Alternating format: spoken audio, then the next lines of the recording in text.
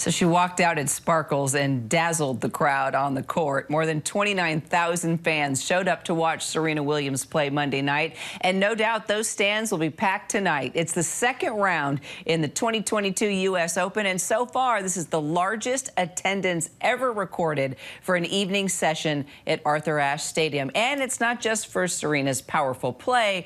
Well, this will more than likely be her final run. And someone who has been a part of her historical and groundbreaking journey, Serena's childhood tennis coach, Rick Macey. Rick, good to see you. No, good to be here, and it's going to be amazing tonight.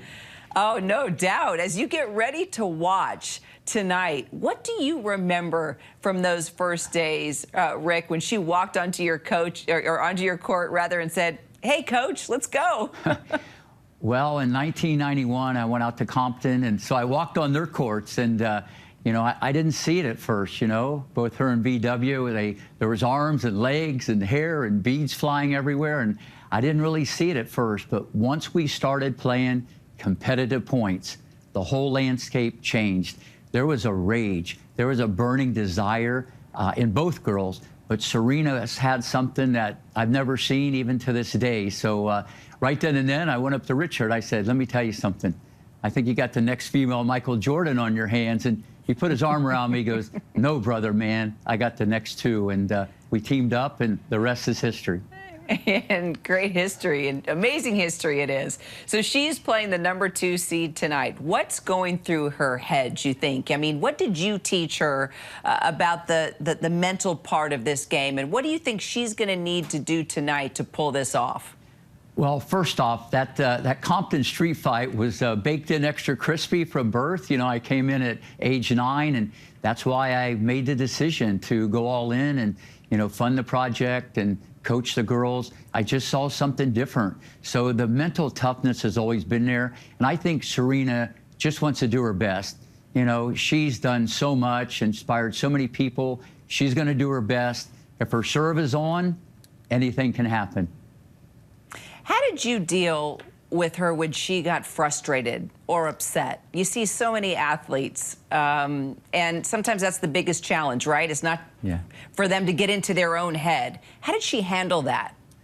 She's wired different. You know, some people get mad or they get upset and they get more determined. And that's really the wild card with Serena and Venus. You know, they could flip it and they got more determined. So, you know, that attitude you see on the court and, you know, the emotion, that makes her dig a lot deeper. So I just let her be herself. And at the end of the day, I think it's worked out pretty good. It sure has. So were you surprised, Coach, when she announced that this would be her farewell? No, not really. You know, went to the red carpet and the after party and got to spend time with Venus and Serena, and we went back down memory lane, and we were laughing and crying about all the stories because, you know, she's looking at this through teenage eyes when I had her from 9 to 14. But she's only played like 4 times in the last couple years, an injury, and she's a mother now. So it didn't surprise me. But all that being said, I can see her and VW playing doubles for a few more years, and they could still win things and playing mixed doubles. So I don't think we've heard the last of her for maybe in singles, but there's a lot left in the tank playing doubles. So let me ask you, Coach, I grew up watching Little Mo, Chris Everett-Lloyd, Billie Jean King. How has Serena Williams changed this game, changed tennis in ways that our childhood heroes didn't necessarily do? What was different about her? There's many layers to that question. You know, first off, the technology is different. So everything's quicker, faster, more explosive. Then you had this athlete who, Richard and Orsine, hit the genetic jackpot. Serena's quick, big, strong, fast, the best serve ever. And like I said, how she's wired inside the competitiveness, she's the ultimate athlete. And we're lucky that she picked up a tennis racket. So she's inspired so many people, not just the African-American community, to come into the sport. Just, if I can do it, you can do it. Look where she came from. She wasn't in the front row or the back row. She wasn't even in the building. You know, she came from Compton. And I just think her story, or both girls, is amazing. And if I can do it, you can do it. All right, so if you had a chance to sit down with her before the match, what would you tell her? What would your advice be?